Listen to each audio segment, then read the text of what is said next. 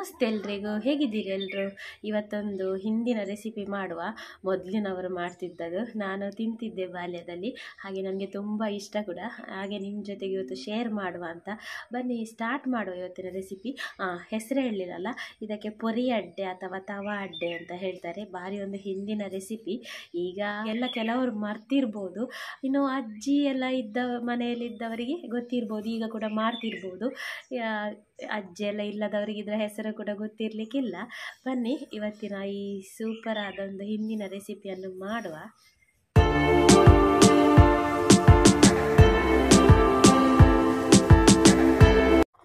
ನೋಡಿ, ನಾನು ತವಾ ಅಡ್ಡೆ ಮಾಡಲಿಕ್ಕೆ ಅಕ್ಕಿ ನೆನೆ ಹಾಕಿದ್ದೇನೆ.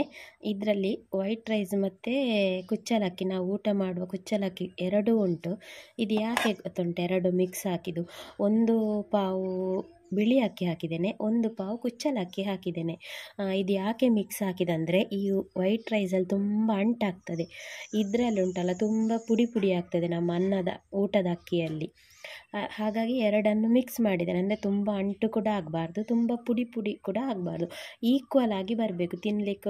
ಒಂದು ಪುಡಿ ಪುಡಿಯೂ ಅಲ್ಲ ಅಂಟು ಅಲ್ಲ, ಆ ರೀತಿ ಇರಬೇಕು. ಅದಕ್ಕಿಲ್ಲಿ ಎರಡು ಅಕ್ಕಿಯನ್ನು ಮಿಕ್ಸ್ ಹಾಕಿ ನೆನೆ ಹಾಕಿ ತೊಳೆದು ತಂದಿದ್ದೇನೆ. ಈಗ ಇದಕ್ಕೆ ಉಪ್ಪು ಕೂಡ ಸೇರಿಸಿ ನೈಸಾಗಿ ಗ್ರೈಂಡ್ ಮಾಡಬೇಕು, ಕಡಿಬೇಕು. ನಾನಿವತ್ತು ಕಲ್ಲಲ್ಲೇ ಕಡಿತೇನೆ, ಅಂದರೆ ಹಿಟ್ಟು ಗಟ್ಟಿ ಆಗಬೇಕು, ತುಂಬ ನೀರಾಗಬಾರ್ದು. ನಾವು ಪುಂಡಿ ರೊಟ್ಟಿಗೆಲ್ಲ ಹೇಗೆ ಮಾಡ್ತೇವೆ ನೋಡಿ, ಅದೇ ರೀತಿ ಗಟ್ಟಿ ಆಗಬೇಕು, ತುಂಬ ನೀರಾಗಿ ಕಡಿಬಾರ್ದು. ಇದನ್ನು ತಟ್ಟಲಿಕ್ಕೆ ಉಂಟು, ಅದಕ್ಕೆ ಉಪ್ಪು ಕೂಡ ಸೇರಿಸಿ ಕಡಿಯುವ. ನೋಡಿ, ಜಾಸ್ತಿ ನೀರು ಹಾಕಬಾರ್ದು ಗ್ರೈಂಡ್ ಮಾಡುವಾಗ. ಈ ರೀತಿ ಆದಷ್ಟು ಗಟ್ಟಿ ಕಡಿಲಿಕ್ಕೆ ಟ್ರೈ ಮಾಡಬೇಕು. ಮಿಕ್ಸಿಯಲ್ಲಿ ಆದರೂ ಅಷ್ಟೇ, ಗ್ರೈಂಡರಲ್ಲಿ ಆದರೂ ಅಷ್ಟೇ, ಕಲ್ಲಲ್ಲಾದರೂ ಅಷ್ಟೇ.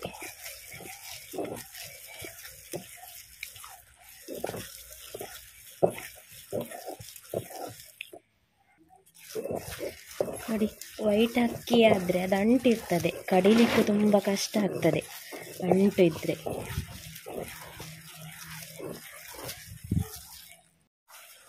ನೈಸ್ ಆಯಿತು, ಹಾಗೆಯೇ ಗಟ್ಟಿ ಆಯಿತು. ನೋಡಿ ಸಾಕು, ಇನ್ನು ತೆಗೆಯುವ.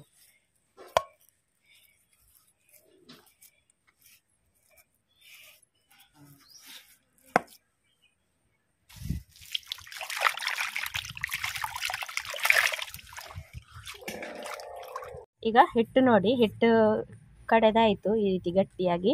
ಇಲ್ಲಿ ಒಂದು ಅರ್ಧ ತೆಂಗಿನಕಾಯಿ ತುರಿದಿಟ್ಟಿದ್ದೇನೆ. ಹಾಗೆಯೇ ನೋಡಿ, ಒಂದು ಅರ್ಧ ಕಪ್ಪಷ್ಟು ಬೆಲ್ಲ ಇಟ್ಟಿದ್ದೇನೆ. ಈಗ ಈ ಬೆಲ್ಲ ಮತ್ತು ತೆಂಗಿನಕಾಯನ್ನು ಮಿಕ್ಸ್ ಮಾಡಬೇಕು. ನೀವು ಬಾಣಲೆಯಲ್ಲಿ ಬಿಸಿ ಮಾಡಿ ಮಾಡ್ತಾರಲ್ಲ, ಹಾಗೆಯೂ ಮಾಡ್ಬೋದು ಹೂರಣ, ಹೀಗೆ ಕೂಡ ಮಾಡ್ಬೋದು. ನಿಮಗೆ ಹೇಗೆ ಬೇಕು ಹಾಗೆ ಮಾಡ್ಕೊಳ್ಳಿ. ಹೀಗೆ ಬೆಲ್ಲ ಮತ್ತು ತೆಂಗಿನಕಾಯನ್ನು ಮಿಕ್ಸ್ ಮಾಡಬೇಕು ಒಳ್ಳೆಯದು. ನೋಡಿ, ಲಮ್ಸ್ ಇದು ಇರಬಾರ್ದು, ಬೆಲ್ಲ ಗಟ್ಟಿ ಗಟ್ಟಿ. ನಾನು ಇದನ್ನು ಸರಿಯಾಗಿ ಗುದ್ದಿಕೊಂಡು ಮಾಡಿದ್ದೇನೆ. ಓಕೆ, ಈಗ ಮಿಕ್ಸ್ ಆಯಿತು.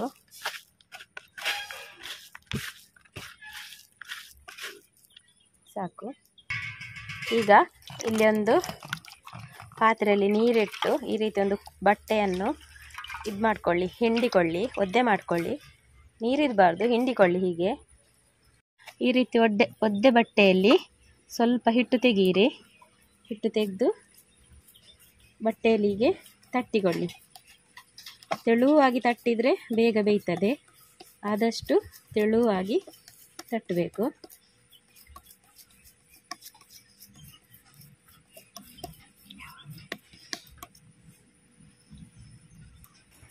ಈ ರೀತಿ ಸ್ವಲ್ಪ ಕೈಯನ್ನು ಒದ್ದೆ ಮಾಡಿಕೊಂಡು ತಟ್ಟಿ ತೆಳುವಾಗಿ, ಯಾಕೆಂದರೆ ಇಲ್ಲದ್ರೆ ಕೈಗೆ ಬರ್ತದೆ ಹಿಟ್ಟು.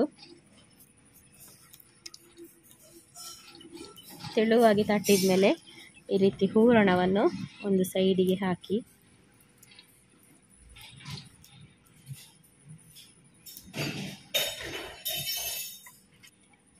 ಹೀಗೆ ತಟ್ಟಿದ ನಂತರ ಈ ರೀತಿ ಬಟ್ಟೆಯಲ್ಲೇ ಹೀಗೆ ಇದನ್ನು ಮಡಚಬೇಕು.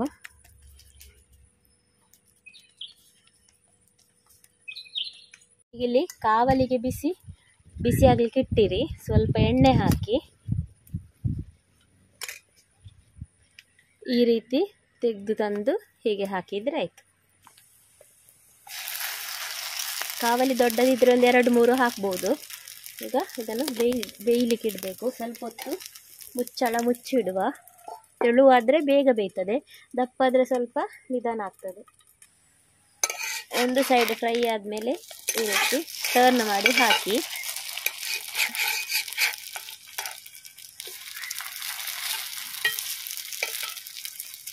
ಮುಚ್ಚಳ ಮುಚ್ಚಬೇಕು ಅಂತಿಲ್ಲ, ನಾನು ಮುಚ್ಚಳ ಮುಚ್ಚಲಿಕ್ಕೆ ಯಾಕೆ ಹೇಳಿದಂದರೆ ನೋಡಿ, ಆ ಸೈಡ್ ಮತ್ತು ಈ ಸೈಡ್ ನಾವು ಫ್ರೈ ಮಾಡ್ತೇವೆ, ಇಲ್ಲಿ ದಪ್ಪ ಪೀಸ್ ಉಂಟಲ್ಲ, ಇಲ್ಲಿ ಒಂದು ವೇಳೆ ಬೇಯದಿದ್ರೆ ಅಂತ ಮುಚ್ಚಳ ಮುಚ್ಚಲಿಕ್ಕೆ ಹೇಳಿದ್ದು. ಮುಚ್ಚಳ ಮುಚ್ಚಿದೆ ಹಬೆಗೆ ಬೇಯ್ತದಲ್ವ, ಅದಕ್ಕೆ. ಒಳ್ಳೆ ಫ್ರೈ ಆಗಲಿ, ಎರಡು ಸೈಡ್ ಕೂಡ ಫ್ರೈ ಆದಮೇಲೆ ತೆಗೆದ್ರೆ ಆಯಿತು.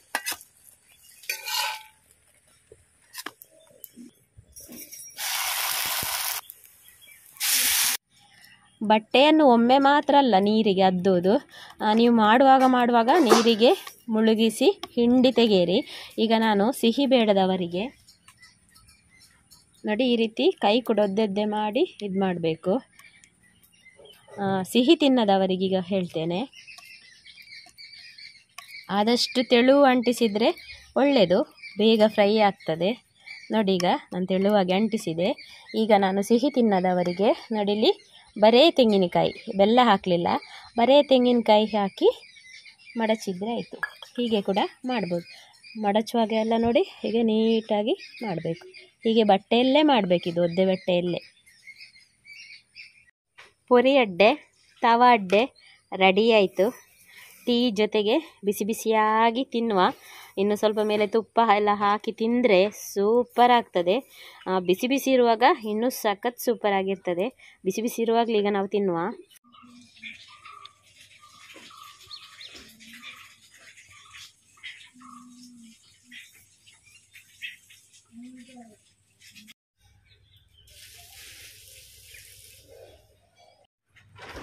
ರೆಡಿ ಆಯಿತು ಪೊರಿ ಅಡ್ಡೆ. ಇಲ್ಲಿ ಟೀ ಮತ್ತು ಪೊರಿ ಅಡ್ಡೆ ರೆಡಿ ಆಯಿತು. ಬಿಸಿ ಬಿಸಿ ಇರುವಾಗಲೇ ತಿನ್ನಬೇಕು.